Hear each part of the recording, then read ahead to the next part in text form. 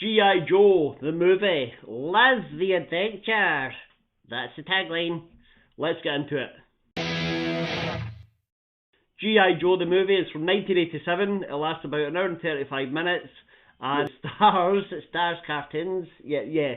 But the voices are provided by Don Johnson as Lieutenant Falcon. What? Burgess Meredith. How do I know that name? Mickey from the Rocky movies. That's right. And the penguin from the old Batman series, that's right.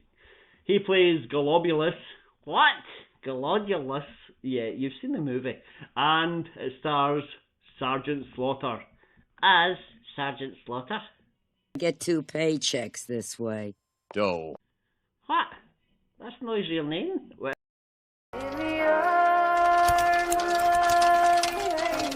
and he also doesn't show up for like 3/4 of the movie. Anyway, this was obviously a spin-off of the cartoon series G.I. Joe and the toy line, and much like Transformers, Masters of the Universe, it was made to sell toys and promote the brand. But like Transformers, not so much Masters of the Universe live action movie, it's great. And much like Transformers, it has a kick-ass opening theme song that we can agree on. Song from Teen and Erica World Police. America, America, America, yeah! Come out again to save the mother, yeah! America, yeah. Did you watch this cartoon as a kid? No, I didn't. I don't know if we even got this in the UK for a long time, because we had Action Force. We grew up with Action Man and the Action Force. So I don't know if that's a separate cartoon. I'll look into it. If it's a separate cartoon, there's a clip right now.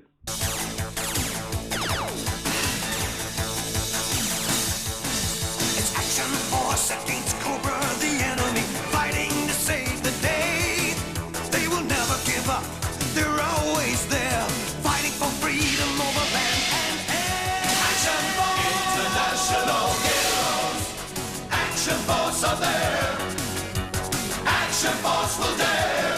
Action Force. Action Force is the code name for a highly trained rapid deployment force. Its purpose, to defend human freedom against Cobra, a ruthless terrorist organization. Action Force, international heroes. So after the song, we see Cobra Base, and Cobra Commander is being told off by his leader, Emperor Serpentor. What is this guy wearing? I mean, there's, you know, it's cruel enough to skin some snakes to make some boots or a belt. That this guy just wears snakes. He's mental. Well, he tells off Cobra Commander. Cobra Commander says, look, we can't beat the Joes this way. It was just an error on the part of all of us. My team will back me up. And they instantly backstabbed him, and they're like, hey, you're a loser. Emperor, it's all that guy's fault. Basically, it turns into a roast. While they're all having a go at Cobra Commander, the base is infiltrated. Yeah, this lady who's like clearly a lich or something, like a snake lich. She comes in, defeats all the security, nakes it to the Emperor.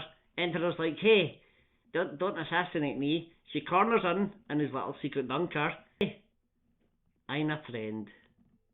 Why not just say that to start with? Well, she doesn't, but she is. Oh, these names. He suddenly realises, oh wait a minute, I think I've seen you in a dream. What? The girl of my dreams.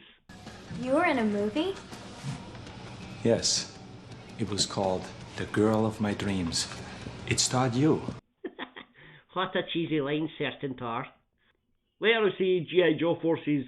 They're in the snow and they're testing out some new weapon that they've made.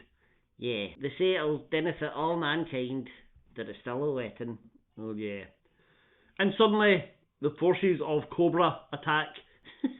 And then Jake, the leader of the Joes, puts a little grenade on the little doggy. There's a little explosion, and then Serpentor and Jake have a fight. Serpentor is electrocuted. Is he dead? He's not dead, but in that moment you think, oh, they've killed him. Well, they are soldiers. Eventually the Joes get the upper hand, Cobra forces retreat, and they find shelter. Yeah, and there's like, half of the Cobra forces, by the way, are like, hello, Gazna. I don't know if they're meant to be Spinal Tap characters or what, but it's really strange, and really, really bad accents. They're not the best. Oh, mates, me eyes are playing tricks. Hey, Governor, what's this all mean? Anyway, they take shelter in this snow fortress of solitude. Well, no. But the Joes catch up pretty quickly and they start to attack, but then they are beaten up and chased off. Yeah, as if they're the villains. They're beaten up by these Northmen. Yeah, strange people that look like moths, like you say. Yeah. These are actually Pythona's private forces. Codra Commander's like, right, now's my chance to get out of here. Everyone keeps blaming me for everything. I'm just going to run off. So he tries to flee, but he's captured. The rest of Cobra Command and the Mothmen, they're all like, well, I guess Serpentor's gone. Yeah, the Typhon is like, hey, I'll convince you to go and rescue him. And she unbuttons her blouse. And they're all like, wow, okay, we'll do it. Yeah. There is no loyalty among Cobra Command, I guess. But they do like shiny objects. Back at Joe's training camp, we see some new recruits being put through their paces. Yeah, and they're all like, put through different tests. What, they're new recruits? So like, this woman, Jinx, she's like fighting martial arts, but she can only fight well when she's blindfolded. What? That's Jinx. There's another guy who treats every training session like a basketball game. There's a sharpshooter. There's some guy who's incredibly strong. Yeah, he looks like Gary Ducey. Yeah, he does. Now, Lieutenant Falcon, who we find out is Duke's younger brother, well, stepbrother, and Duke always promised to look after him. He brings a date onto the base. Yeah, that's highly classified, secretive military operation, and he brings a date. And the date happens to be one of the Cobra Command in disguise. Ugh. How did he not recognise her? How did no one recognise her? I mean, she's literally just wearing a wig. Anyway, she goes away, so Lieutenant Falcon instantly starts hitting on Jinx. Yeah, and it turns out they've got a bit of a history, even though she's brand new to this place. They used to date, what? Relationship troubles, sexual con-ons. This is a kid's cartoon. Yeah. Later, while Jinx is in the garage tinkering with some cars, Lieutenant Falcon comes back to harass her some more. Yeah, this guy needs to be in jail. Well, he harasses her more, and while he's harassing her, the place is broken into. Serpentor is rescued by Cobra Command. So, court martial time, that because he's Duke's brother, they're like, oh, we'll let him away with it then. That's fine. But he has to go to some retraining. Yeah, so they drop him in the middle of nowhere, and he's instantly beaten up by a couple of guys. And then he hears, At ease, disease! At ease, disease. At ease, disease. It's Sergeant Slaughter, the big-chinned, stitting, fake soldier. So Sergeant Slaughter is going to train these problematic soldiers, Lieutenant Falcon and these guys who beat him up. Meanwhile, we find out that a few of the Joes were captured when they first fought the Mothmen. Yeah, one of them is called Roadblock. He's this big, muscly guy, and he manages to get 3. All his mates are still like captured by these crazy mutant plants. Cobra Commander was also attacked by one of the plants, and Roadblock helps him because Roadblock gets blinded. But Cobra Commander says, listen, I can help you get out of here. I know the way. I'll guide you. I'll be your eyes. Just carry me. Yeah, and by now Cobra Commander is like turned into half lizard. Stop saying that, you making me crazy. It's really weird. To rescue the other troops, Sergeant Slaughter takes Lieutenant Falcon and the other guys, and they break into Cobra Command's base. Yeah, and Lieutenant Falcon is instantly captured. Like, instantly. So, to get information out of him, he is gently slapped a couple of times. How many in your Sergeant Slaughter and co manage to rescue him, and they planted a bomb and they blow up the entire base. R.I.T. Any extras? Yeah. It all leads to a big battle between the Joes and Cobra Command, and Jake is stabbed in the chest because Hasbro, the company that make the toys, are like, don't kill him, do not kill him, he's already dead up in his train dirty, just say he's injured. So they changed it so he's in a corner. Yeah. Oh, we've missed out a whole bit, by the way, about Burgess Meredith, Globulus, who is the leader of this place called, what's it called? Something like Codratine or Codraville or Cobra La. Yeah.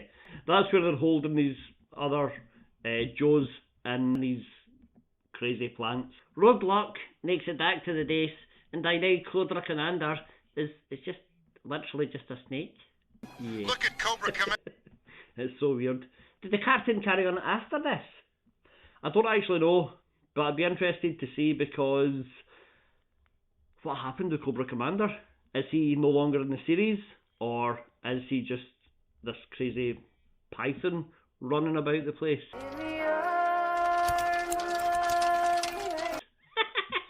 I'd love to see that. Every episode he just slithers by in the background, looking regretful. So the Joes regroup, and they bring in Sergeant Slaughter and his little troop, and they bring in all the new recruits, and they go and attack Cobra La.